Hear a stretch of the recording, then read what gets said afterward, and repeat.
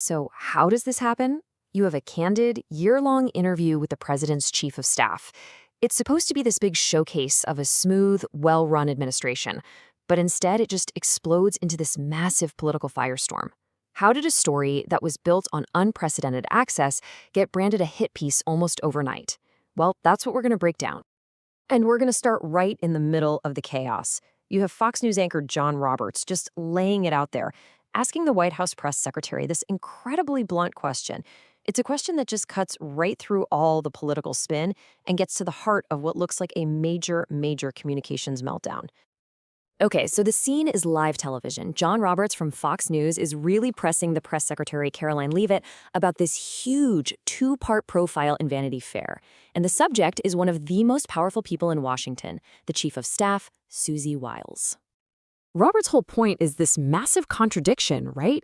On one hand, the White House worked hand in glove, as he put it, with Vanity Fair for over a year. We're talking numerous interviews, official portraits, the whole 9 yards. But then the second the article drops, Leavitt is out there calling the whole thing fake news. So what on earth changed? So what did the article actually say that caused all this? Well, the Vanity Fair piece was just packed with these incredibly unfiltered comments from Chief of Staff Wiles, all gathered over a year of conversations. It is the kind of raw honesty you almost never hear from an official at that level, you know? Which kind of makes you wonder, why would she say all this on the record? First up, a pretty jaw-dropping assessment of the president himself. Wiles, whose own father was a high-functioning alcoholic, apparently described the president, who doesn't drink at all, as having an alcoholic's personality. She added that he operates with this view that there's nothing he can't do.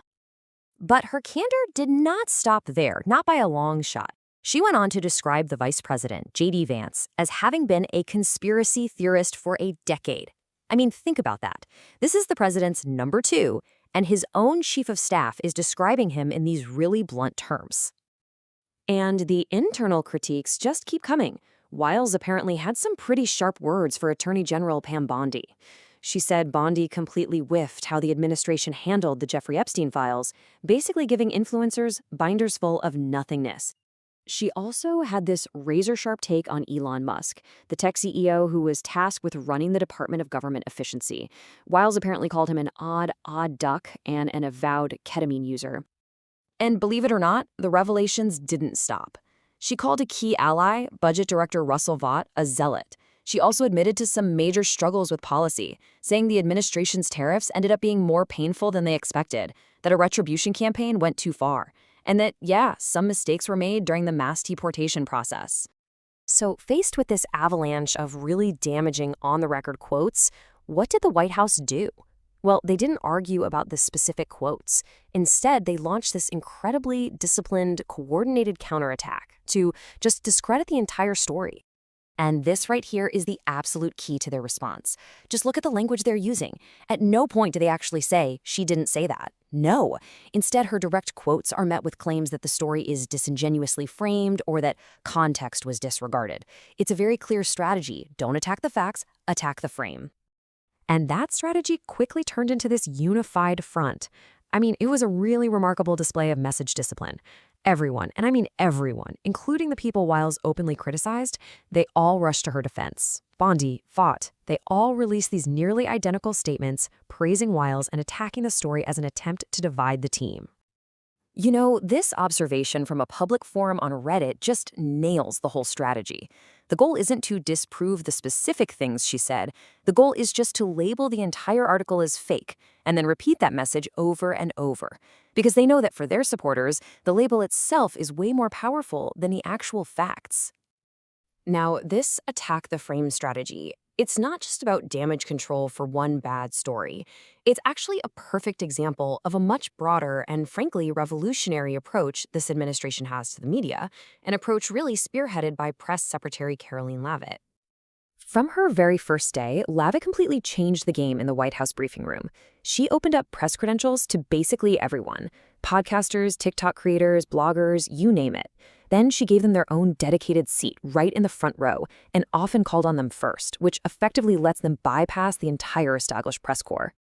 So why do all this? Well, the administration's official line is that they're just adapting to the world as it is now. They point to Gallup polls showing the trust in traditional media is at rock bottom, and they argue that they need to speak directly to people through the platforms that people actually use. So when you step back from the quotes, the backlash, and the media strategy, what does this whole affair really tell us about how this White House works? It turns out there are some pretty critical insights here. A really key point from the Vanity Fair article itself is this idea that the role of chief of staff has been redefined. Past chiefs often saw themselves as gatekeepers. Their job was to protect a president from their worst impulses. But Wiles is described as a facilitator. Her job isn't to put up guardrails, it's to tear them down and make the president's vision a reality. So, when you put all the pieces together, three big things become crystal clear. First, this interview was a rare, truly honest look at the real dynamics inside this White House.